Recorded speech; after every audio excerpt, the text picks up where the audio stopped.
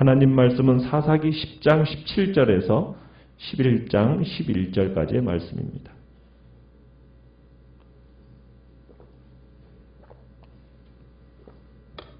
사사기 10장 17절에서 사사기 11장 11절까지의 말씀 교독하겠습니다.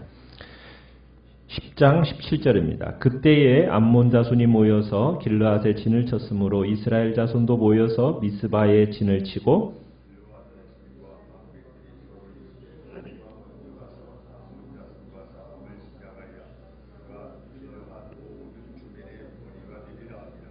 길르앗 사람 입다는 큰 용사였으니 기생이 길르앗에게서 낳은 아들이었고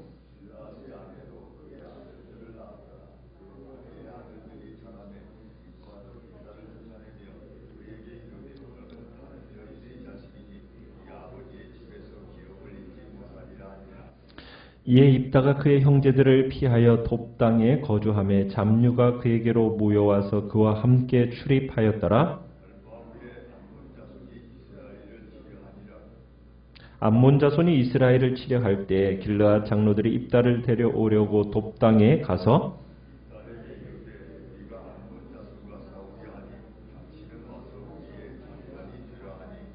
입다가 길르앗 장로들에게 이르되 너희가 전에 나를 미워하여 내 아버지 집에서 쫓아내지 아니하였느냐 이제 너희가 환난을 당하였다고 어찌하여 내게 왔느냐 하니라.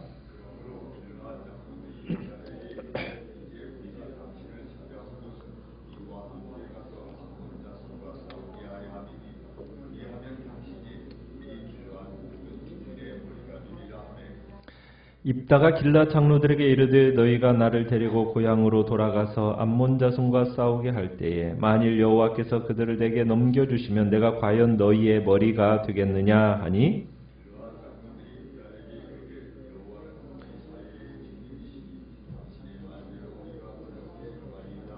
같이 읽습니다. 이에 입다가 길르앗 장로들과 함께 가니 백성이 그를 자기들의 머리와 장관을 삼은지라. 입다가 미스바에서 자기의 말을 다 여호와 앞에 아뢰니라. 아멘. 오늘 말씀의 제목은 사사로 세워지는 입다라는 제목으로 말씀을 나눕니다.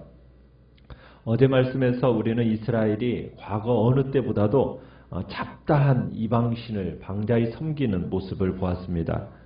이런 반복적인 죄악에 대해서 하나님이 다시 암몬 자손을 통해서 징계하시는 모습을 보는데 그 징계하시는 그때서야 비로소 어쩔 수 없이 하나님 앞에 나와서 고통을 호소하는 것을 요청하는 것을 보았습니다. 이제껏 늘 그랬던 그러한 호소와 요청에 하나님께서는 기꺼이 응하시면서 구원자를 보내셔서 이스라엘 백성들을 전에는 구원하셨었는데 이번에는 하나님의 태도가 전혀 다른 모습으로 나타났죠. 더 이상 이스라엘을 하나님께서 신뢰할 수가 없다. 그렇게 노골적으로 표현하시면서 불쾌한 심기를 드러내셨어요. 그러나 하나님은 이스라엘 백성들의 부르짖음의 소리와 함께 이스라엘의 그 곤고로 인하여서 심히 마음에 근심하셨다라는 것이 어제 16절의 말씀이셨습니다. 그러니까 이스라엘이 당하는 그 곤경, 그것을 참으로 참아보지 못하고 번민하시면서 참으로 특명스럽게 이스라엘에 대해서 그들의 호소를 배격을 하셨지만 자기 백성의 그 고통과 괴로움을 또 더 이상 보실 수 없는 하나님의 그 심정을 우리가 본 거죠. 자, 여호와가 이스라엘의 부르짖음에 어떤 즉각적인 구원의 응답을 보이시지 않는 상황에서 암몬 사람들이 이제 오늘 본문에 보면은 암몬 사람들이 길르앗에 진을 쳤습니다. 어쩔 수 없이 전쟁을 해야 하는 이스라엘 사람들이죠. 그 사람들도 미스바에다가 17절에 보니까 진을 쳤어요. 어떻게 보면 암몬 사람들이 어떤 제재도 없이 길르앗이라는 이스라엘의 중심부에 딱 진을 쳤다라는 것은 그만큼 이스라엘이 얼마나 빈약했는가 이것을 보여주는 겁니다. 또 거기다가 아니나 다를까 암몬 사람들과 대항해서 싸우러 나온 이스라엘은 누구도 없어요. 지도자도 없어요. 지도자도. 그러니까 지도자도 없이 진을 친 겁니다. 그러면서 서로 말을 해요. 18절에 뭐라고 얘기를 합니까? 누구든지 먼저 나가서 암몬 자손과 싸우는 자가 길르앗의 뭐가 될 것이다? 길르앗의 머리, 모든 사람들의 통치자가 될 거다. 이렇게 말을 합니다. 여러분, 이스라엘이 지도자가 없으니 전략이 있겠어요? 전략이 있을 리가 만무하죠. 아무 계획도 없이 지금 전쟁에 나온 겁니다. 그저 그냥 이 암몬 사람들이 지금 지금 이스라엘을 공격하기 위해서 진을 쳐놓으니까 그냥 이스라엘은 아무 계획 없이 진을 그냥 치고 있을 뿐이에요. 그러면서 누가 지도자가 될 건가? 여기를 한참 거론하고 있는 그 사이에 성경 기자는 11장에 가니까 누구를 조명해주고 있습니까? 입다라는 사람에 대해서 조명을 해주고 있어요.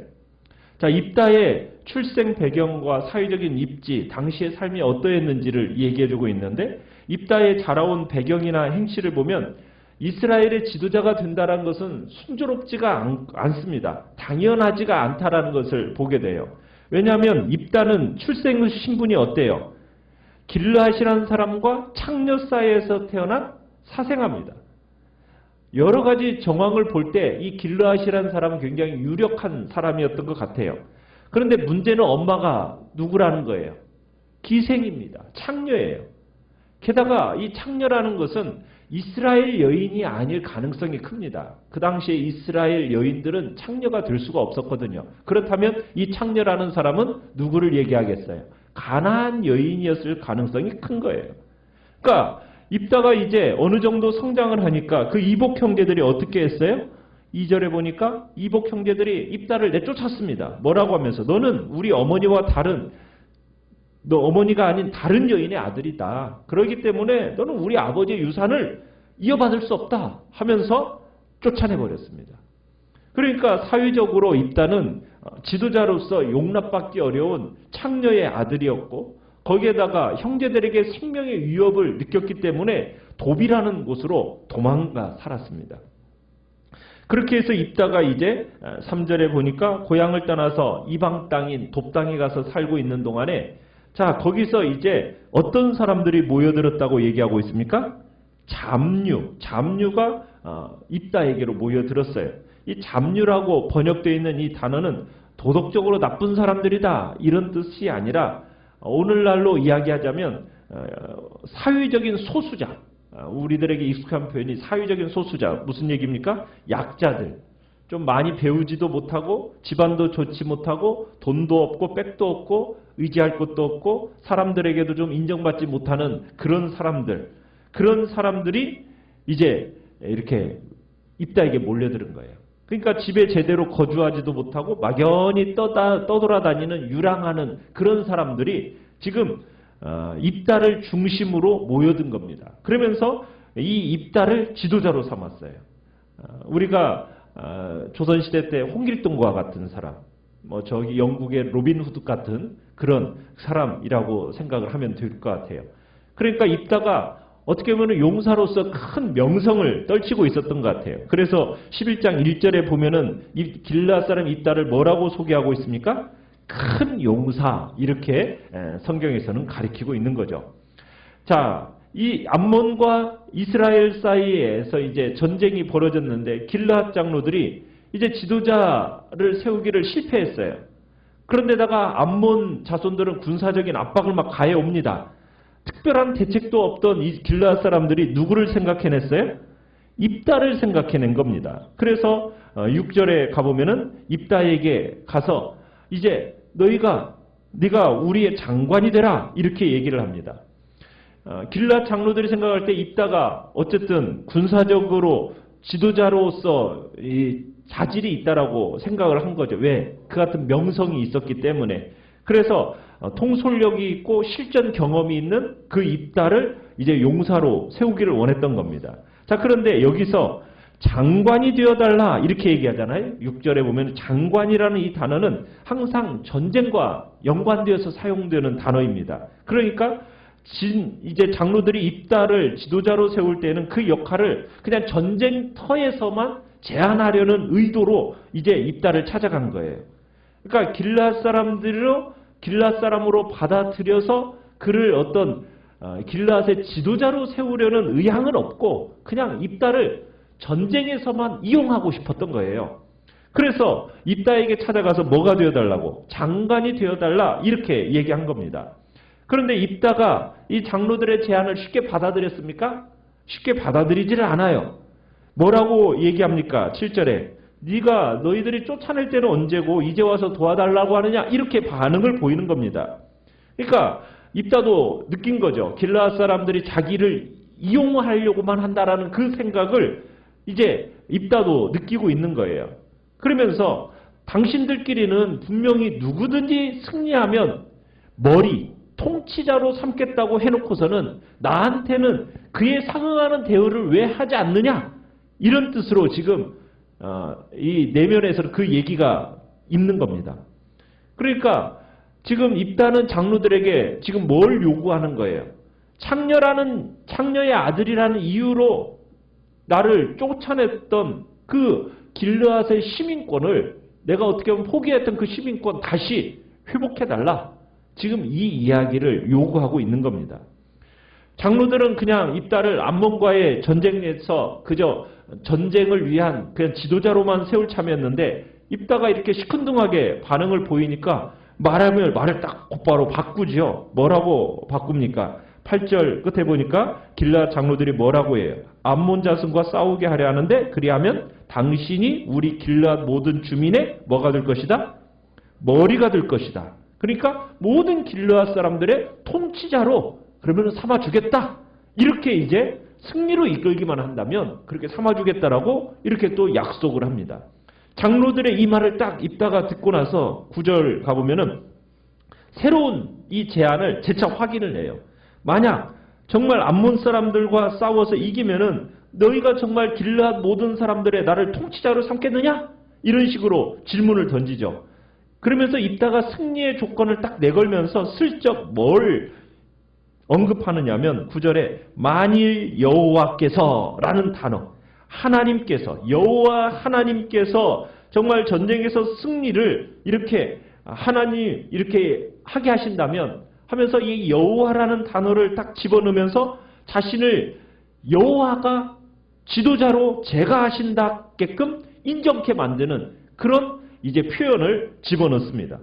그러면서 이제 입다의 조건을 받아들이면서 여호와 앞에 이 길르앗 장로들이 어떻게 해요? 10절에 보니까 길르앗 장로들이 입다에게 이르되 여호와는 우리 사이의 증인이시다 하면서 이제 여호와 앞에서 맹세를 합니다. 그러니까 사회적으로 천한 신분이라는 이유로 고향에서 추방당했던 입다가 이제 길르앗 모든 거민의 머리요 장관이라는 신분으로 이제 금이 환영하게 되는 거예요. 그러니까 장로들은 약속대로 이제 입다를 그렇게 삼아주고 있는 거죠. 11절에 자기들의 머리와 장관을 삼은지라. 그러니까 군대에서의 이제 지휘관일 뿐만 아니라 길르앗 전체를 통괄하는 통치자로서 이제 삼겠다라는 그런 이제 그렇게 삼는 일이 벌어지게 된 겁니다. 그러니까 제일 처음에는 길르앗 장로들이 통치자로는 자격을 주지 않고 그냥 지휘관으로만 세려고 했다가 이제 입다의 이런 반응을 통해서 입다가 만족하지 않으니까 이제 지휘관과 통치자로 함께 삼게 된 거예요. 그러면서 입다가 11절에 미스바에서 자기의 말을 다 여호와 앞에 아뢰었다라고 표현을 하고 있는데 입다와 장로들 사이에 맺은 이 조약을 여호와 앞에서 엄숙하게 확인하고 이제 비준하랬다라는 의미입니다. 그래서 이제 입다가 이스라엘을 구원하는 하나님의 도구로 사용되어지는 거예요. 참 우리가 여기서 하나 이제 눈여겨볼 것은 뭐냐면 하나님이 우리에게 베풀어 주시는 은혜에는 반드시 어떻게 보면 무엇이 있느냐면 역설이 있습니다. 은혜의 역설. 그러니까 입다처럼 누구도 원치 않았던 불륜의 자식이에요. 어떻게 보면 쫓겨나고 천대받고 멸시받는 자들, 그 자를 지도자로 세우는 하나님의 은혜의 역설이 있다는 거예요. 그러니까 우리가 살아가는 이 세상에 우리 교회가 선포하고 우리 복음이 선포하는 내용이 뭐냐면 은혜입니다. 이게 얼마나 특별한 질서인지 몰라요.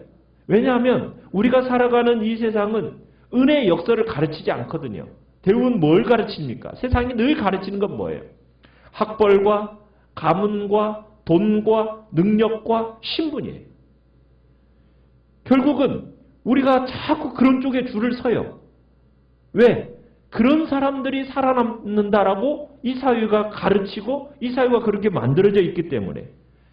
그러나 하나님은 이런 세상 속에서 뭘 허락하시냐면 은혜의 역사를 허락하시는 거예요. 아무것도 없는 자들을 존귀케 만드십니다.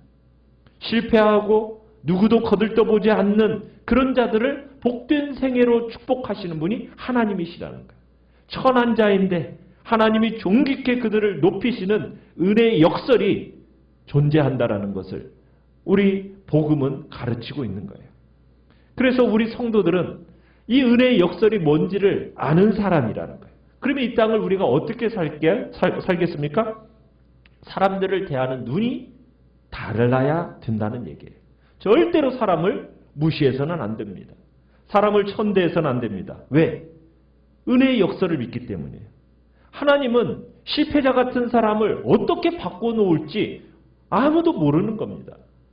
누구를 향해서도 불가능한 존재라고 사람을 대하지는 않아야 된다는 거예요. 왜? 입다 같은 인물을 이스라엘의 지도자로 부르시고 세우시는 그 하나님의 은혜의 역사를 우리는 믿기 때문입니다. 그래서 우리는 모두를 향해서 끝없이 축복하고 그들을 끝없이 기다릴 줄 아는 그런 자리에 우리는 서야 되는 거예요.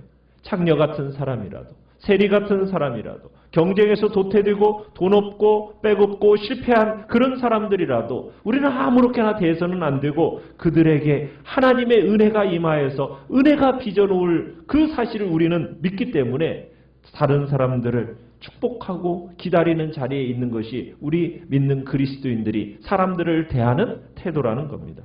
그게 바로 우리들을 향한 삶의 부름입니다. 그저 남부럽지 않은 자리에 앉아서 남들에게 영향을 끼치는 그런 사람들이 아니라 어떻게 보면 부름받은 자리가 어떤 자리든지 높은 자리든 낮은 자리든 관계없이 정말 이 은혜의 역사를 우리는 믿는 눈을 가지고 사람들을 축복하는 사람들, 함부로 무시하고 정말 쫓아내는 그런 자리에 있는 것이 아니라 실패한 사람들에게 향해서도 괜찮다고 말하면서 언제든지 하나님 앞에서의 기회가 있음을 참으로 그들에게도 이야기하고 그들을 믿음으로 기대하면서 또 그들에게 기회를 줄 아는 그런 사람이 바로 우리 그리스도인들이 되어야 됨을 성경은 이야기하고 있는 겁니다.